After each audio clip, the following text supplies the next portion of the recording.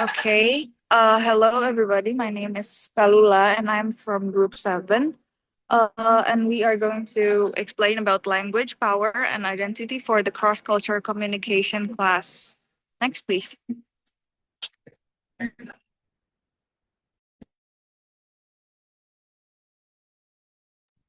So here are the group members, and I am Kalula with the last three student number 192. And my group friends, group mates are going to introduce themselves later before they explain their materials. Next.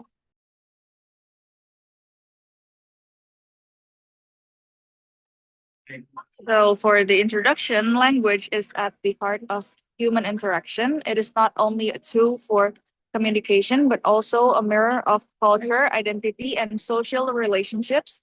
In cross-cultural contexts, language shapes how individuals connect, express who they are, and navigate differences in perspectives and status. Next. So there are about five key concepts. So the first one is language reflects and shapes social realities, discourse, and construct knowledge and norms.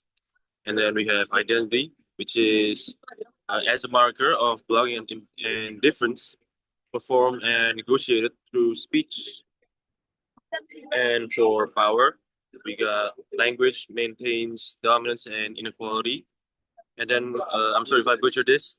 Sapir-Whorf hypothesis, which is linguistic determinism and linguistic relativity. And then the last one we got Bourdieu's linguistic capital, which is language, symbolic power, and social resources.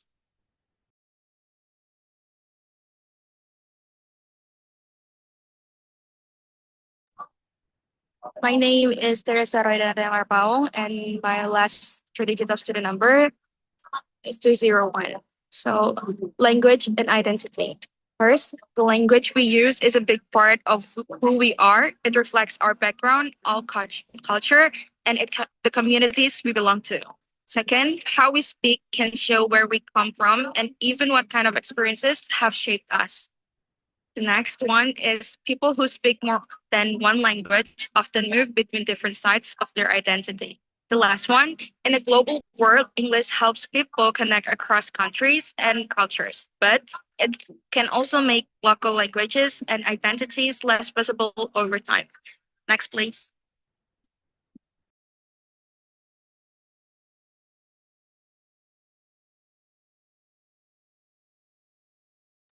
So, language and power. Language actually, certain language or accents are viewed as more refined and prestigious in society. Language actually shows social status. Some language or accent sounds more prestigious than others. For example, people who speak English with a British or American accent are often seen as more educated and professional. Meanwhile, local accent or regional language might be judged as less formal. This happens because society tends to connect certain ways of speaking with higher social class.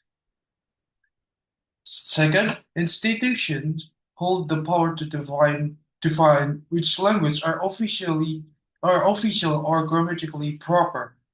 Language is also controlled by institution. Government, school, and media usually decide which language is considered official or correct. That's why we often hear that we should speak in standard language or the national language. But that idea of what's proper is actually shaped by power. It gives privilege to certain groups while making others feel like their ways of speaking isn't good enough.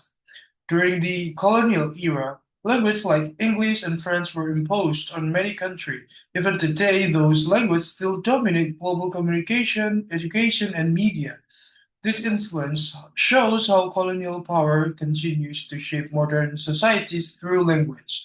The last one is language can include some individuals while marginalizing others, reflecting social hierarchies and power imbalance. Language can include or exclude people if someone doesn't speak this dominant language, they might be left out from conversation, education, or even job change. So Language isn't just about communication, it's also about who gets to be part of society and who doesn't. That's why we can say language is a form of power.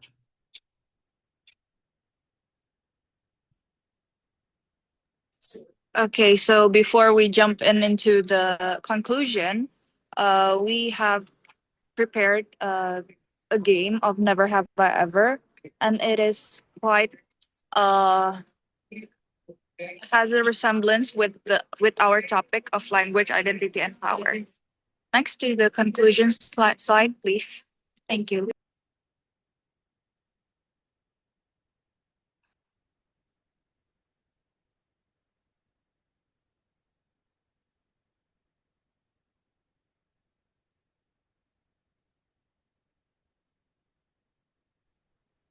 Okay. My name is Muhammad Abi Faras with my student number 139.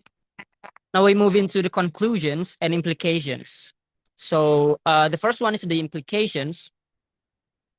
Language reflects cultural worldviews and values. And same words may have different meanings across cultures. Misunderstanding often come from cultural, not language. Global English concept connects people but may weaken local identities. And the last one for the implications is awareness of language, identity, and power promotes respectful communications. For the conclusions, language mirrors who we are and our culture. It can connect or divide people across cultures. Understanding language's social role encourage inclusivity. Successful communication requires empathy and respect. And the last is language is a bridge to understanding, not a barrier.